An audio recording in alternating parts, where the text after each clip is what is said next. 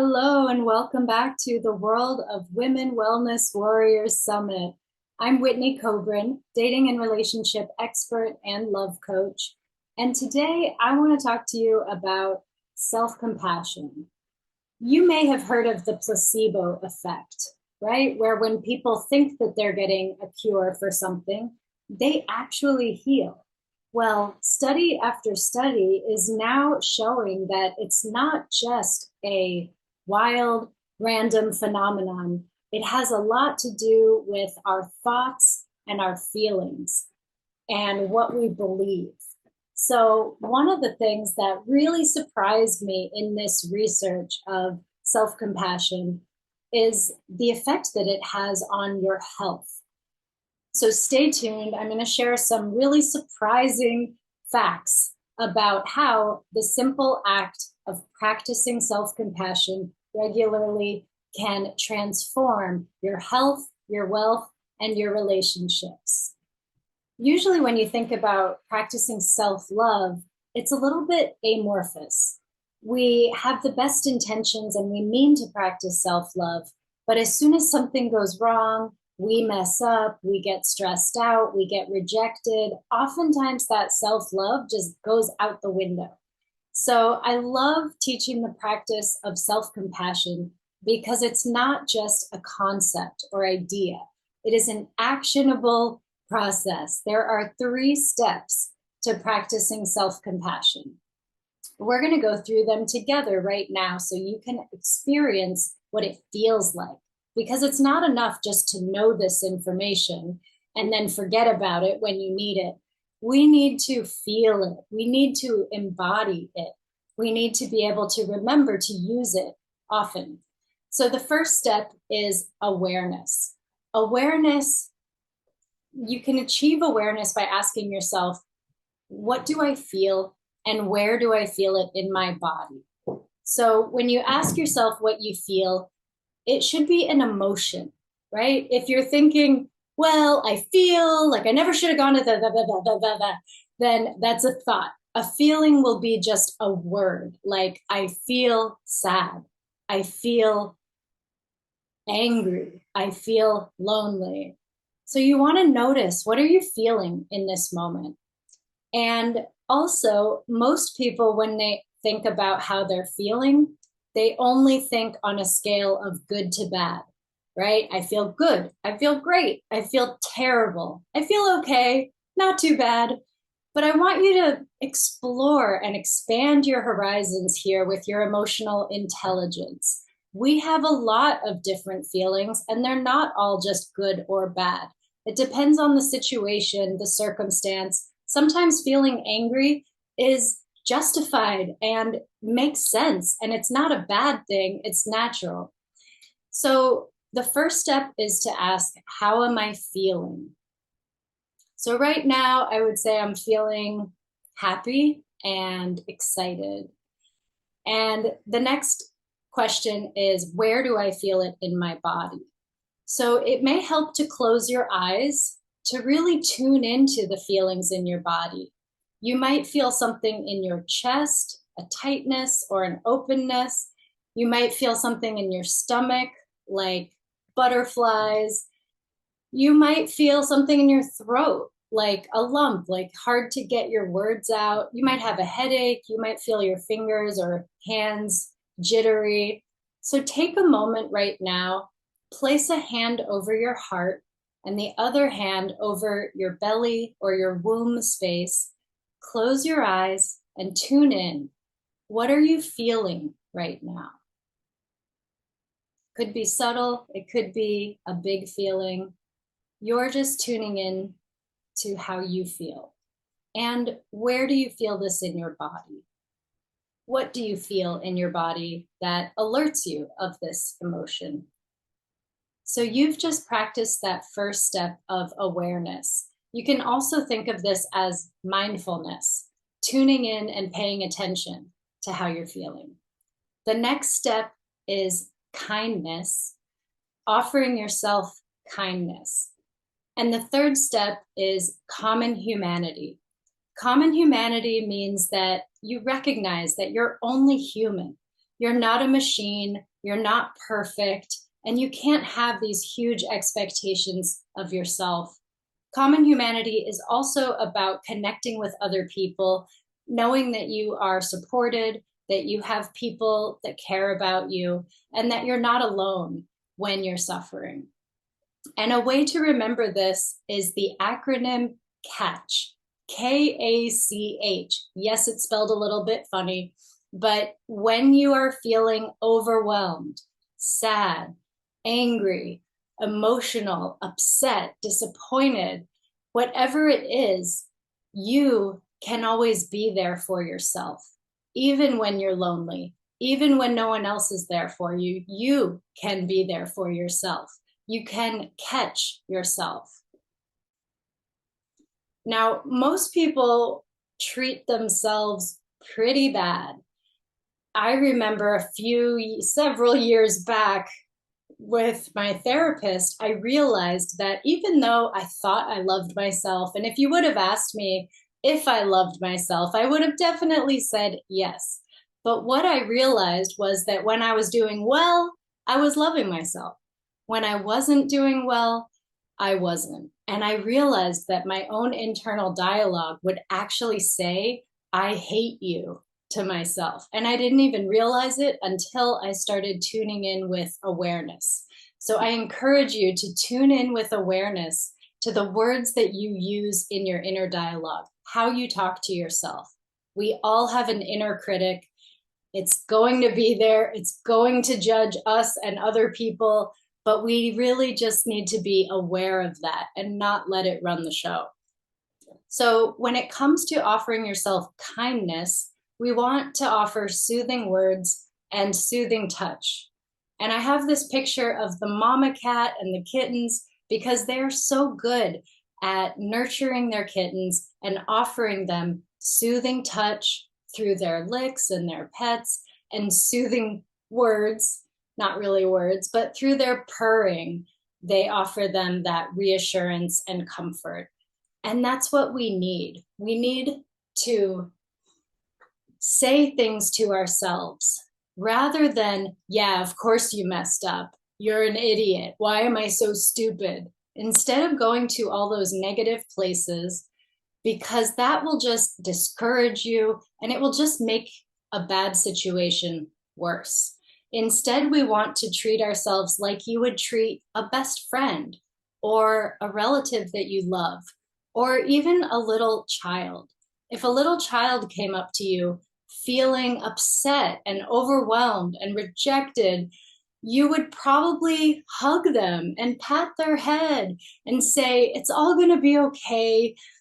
You got this. Don't worry about those people, right? So we need to get in the habit of saying those things to ourselves.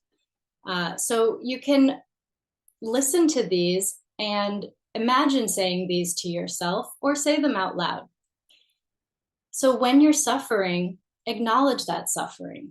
I'm suffering right now, and it's okay to feel sad or feel angry. It's okay that you have this feeling right now. You're doing the best that you can. Even instead of identifying as you're feeling, like, I'm so mad right now, you say, I have feelings of anger rising up, because you are not your feelings and you are not your thoughts. You are something deeper than that. You can just practice saying, I love you to yourself.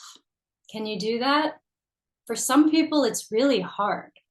For others, maybe you say it all the time, but there's a difference between saying it in a way that's giving and a way that's receiving. So I challenge you to say, I love you to yourself and actually receive that. Let those words sink in. You can say, I'm here for you.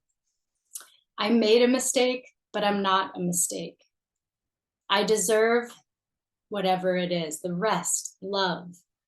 I may not be perfect, but I'm human. I forgive myself, right? And if these are really hard, there might be some wounding underneath that you might want to work through either on your own or with some help with a therapist or coach. this is part of what I do in my love coaching. You can just say, this too shall pass, right? Everything will come to an end at some point. Things will get better. Remind yourself you're smart, you're capable, you're resilient, you're a survivor. They have the right to do what's best for them, and it's not a reflection of my worth, right? You could say, I'm proud of myself. I'm proud of how far I've come, right? I may not be where I want to be, but I'm on my way. And I may have stuff to work on, but I'm worth the work. And it's really helpful to ask yourself this question: what do I need right now? We often ignore our own feelings and needs, right? To take care of other people, kids, partners, coworkers, boss, whatever it is. We're often so busy that we ignore ourselves. We ignore our own feelings. And that's why it's so important to practice awareness as the first step. When we're offering these soothing words to ourselves, we need to also offer soothing touch. When you're feeling emotional, it's a form of stress. You might have different definitions for stress, but it really encompasses so many different things. And when we're feeling the emotional, overwhelmed, upset, disappointed, we need to activate the parasympathetic nervous system. You can think peace, P for parasympathetic, P for peace.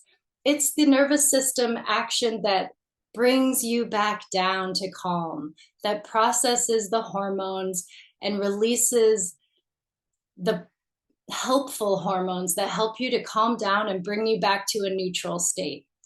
And it's not enough to address our physical stress response with words alone, right? You notice that when you're stressed, when you're emotional, you have a physical reaction. Your face changes. You might cry. Your heart rate goes up.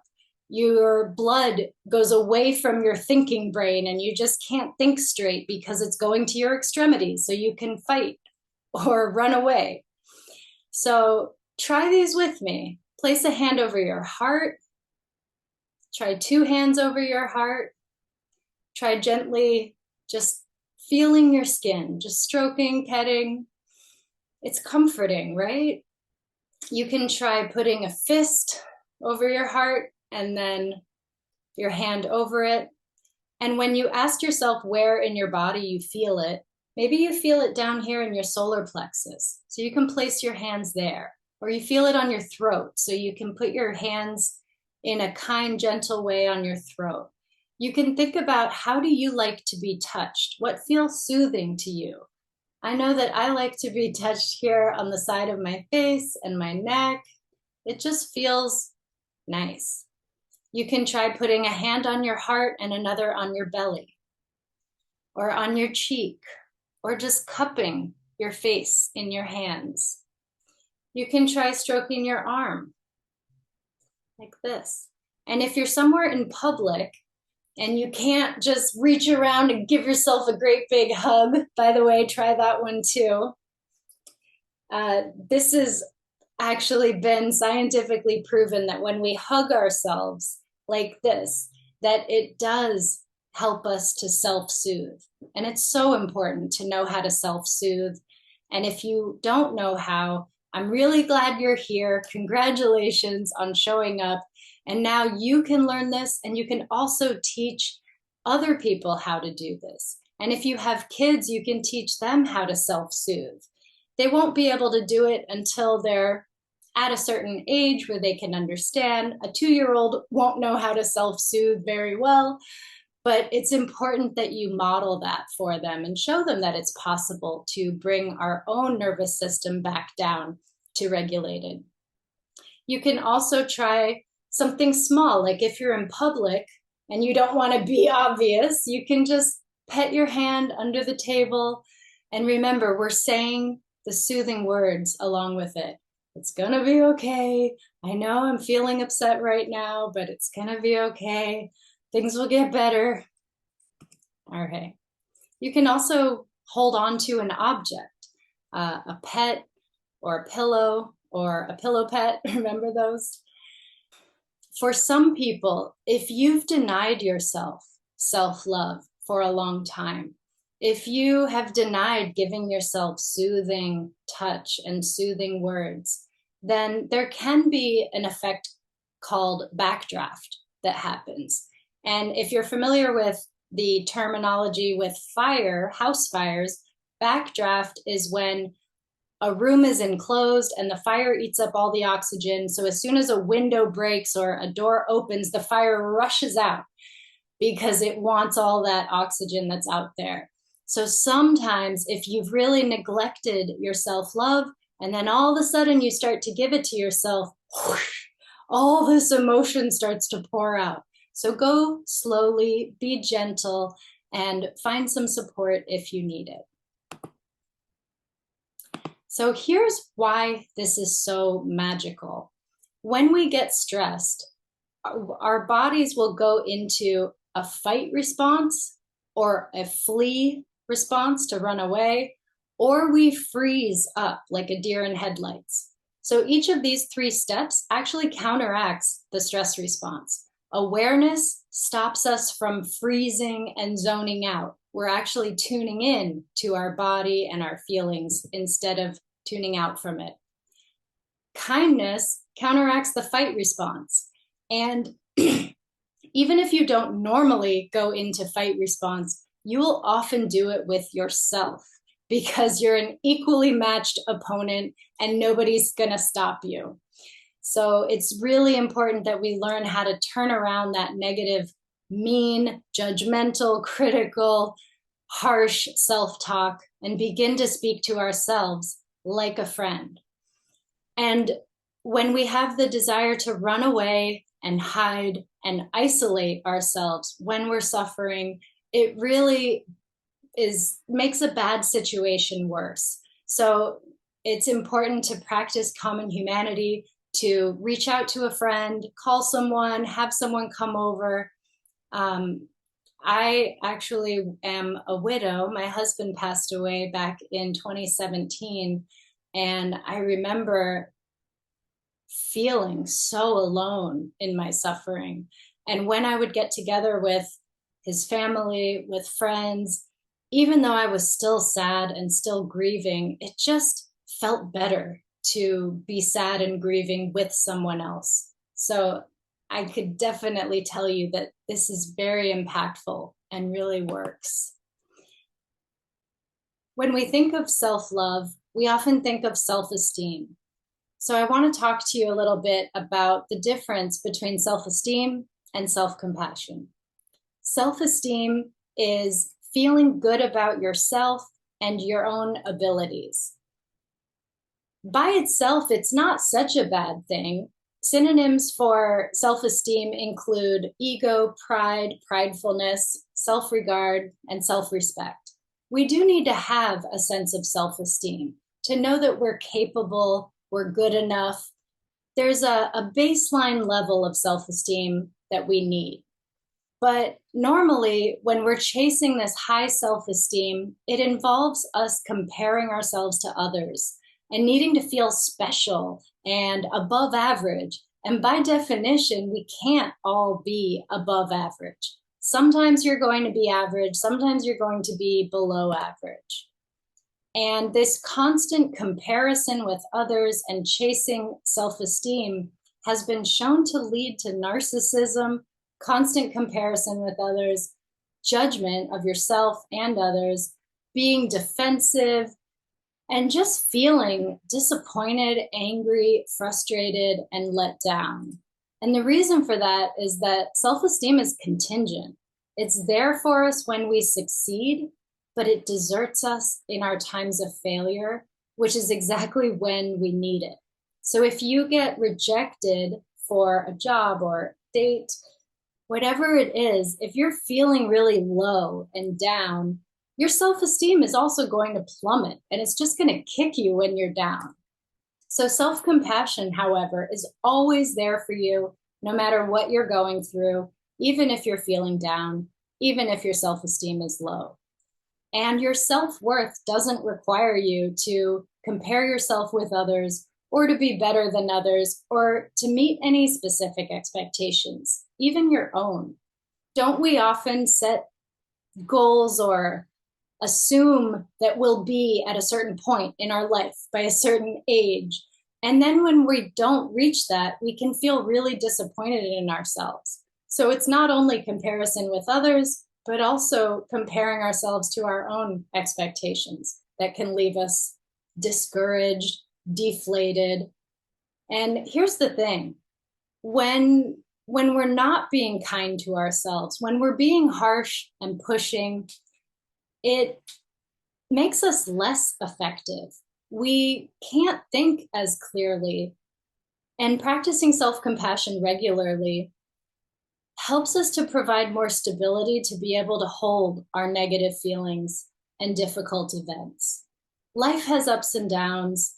I know I've been through a lot of ups and downs, and we need to be ready for that. We can't expect our life to be perfect and then get disappointed when it's not. We need to expect that we're going to have ups and downs and have the right tools in our tool belt to be able to handle those fluctuations.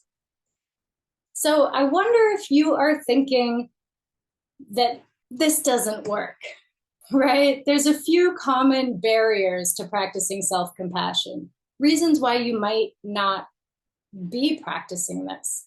So you might be thinking, well, I don't want to have pity on myself, but this is very different from pity. Pity is, oh, poor me, want, want, want. You're still feeling down. Self-compassion is, I know you may have made a mistake, but it's gonna be okay. So we're acknowledging the truth that you made a mistake, but we're also just being a little bit encouraging along the way.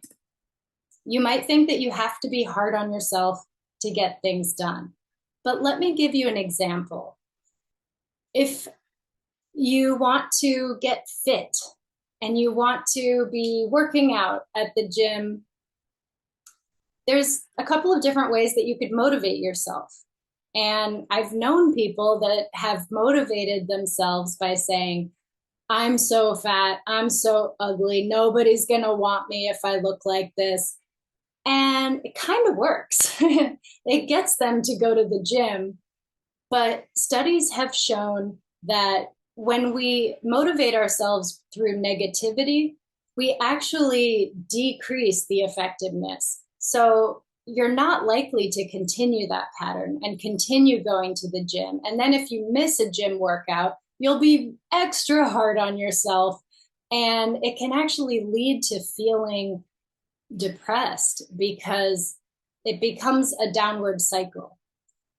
Instead, if you want to motivate yourself to go to the gym, you can say, I love myself. I love my body. It's the only body I'm ever going to have, and I want to take care of it because I deserve it and it deserves it. I deserve to feel healthy. I deserve to be healthy. I deserve to look my best. And that's a much healthier, more effective way of motivating yourself. You might think that practicing self-compassion is just making excuses for yourself. But think about if you were a mom to a kid and the kid says, I just want to lay in bed and eat cookies today, all day. Well, you're not going to let them do that. If you're a good parent, you're going to say, we can have some cookies, but after you eat your dinner and eat your vegetables, right? So we want to treat ourselves like a good parent would. A good parent doesn't give in to every little whim of their child. They have boundaries and they know what's best for them. And that's what we develop. That's the resilience that we develop when we practice self-compassion, to be able to treat ourselves in that positive way where we have standards, but we're also flexible to know that we're not a machine, we're not perfect, we're going to mess up sometimes, but we can get back to trying our best.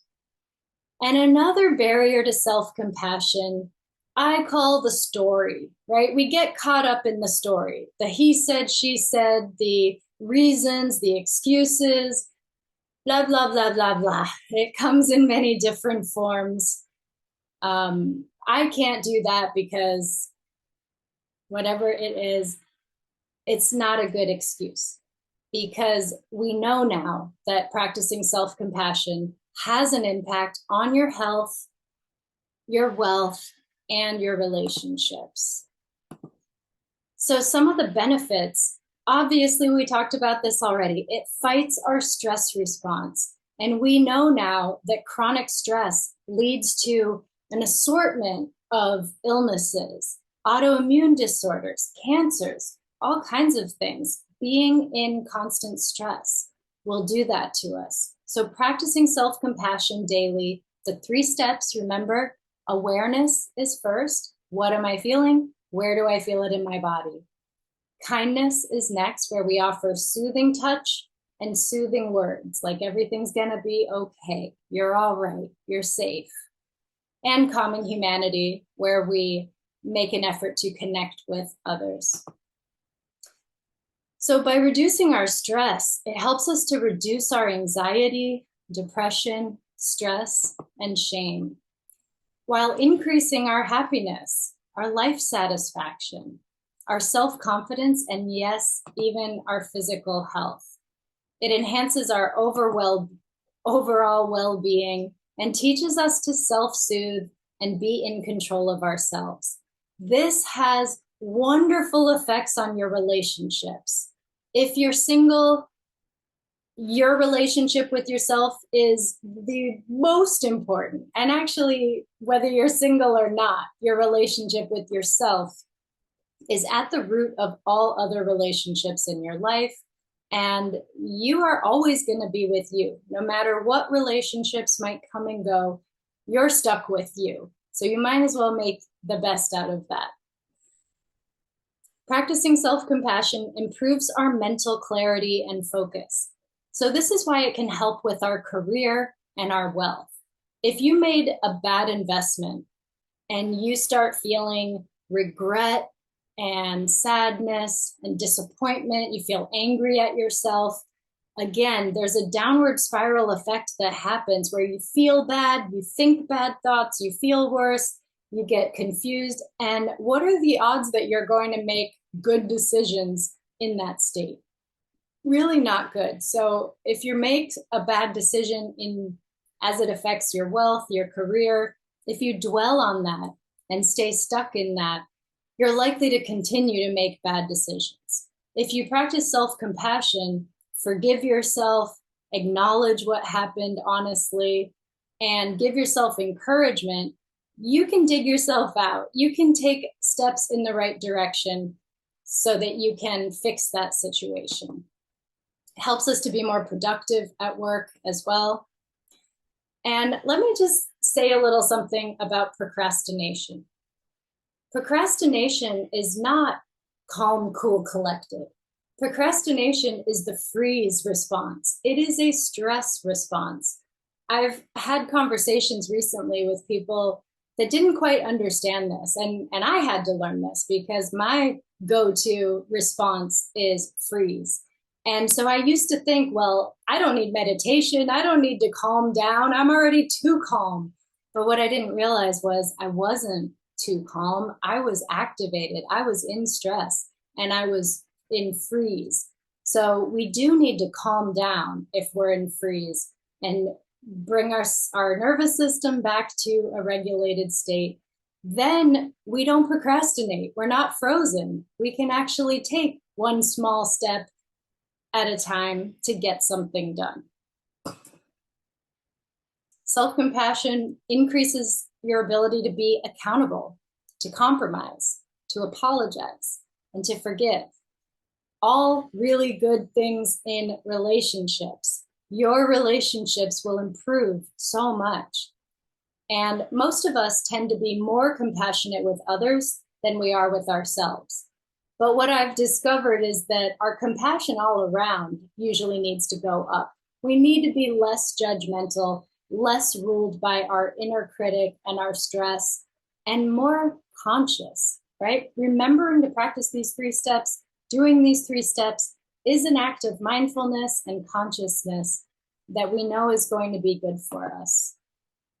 It improves our ability to see multiple perspectives. We're less likely to avoid our difficult emotions, disembody, and numb out, right? Most of us, often when something really painful happens, we don't want to feel it. We want to ignore it. But when we stuff our emotions down, they fester in the deep, dark places like mold. And when we bring them out into the light and acknowledge how we're feeling and give ourselves what we need, we can actually process those emotions and release those emotions. It makes us less likely to ruminate and wallow on how bad things are.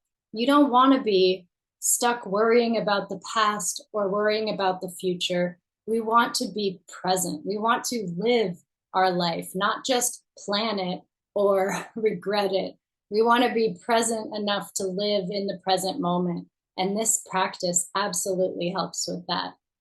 Leads to feeling more socially connected. We're living in this epidemic of loneliness. I could talk a whole other presentation about loneliness right now, especially since I am a dating and relationship coach. So, like I said, your love life, it all starts with your relationship with yourself. And that's why I love this topic so much. But when you're dating, it becomes a whole other benefit, because it helps you manage the ups and downs and emotionality that comes with that process as well. Dating or in a relationship, right? You might have disagreements.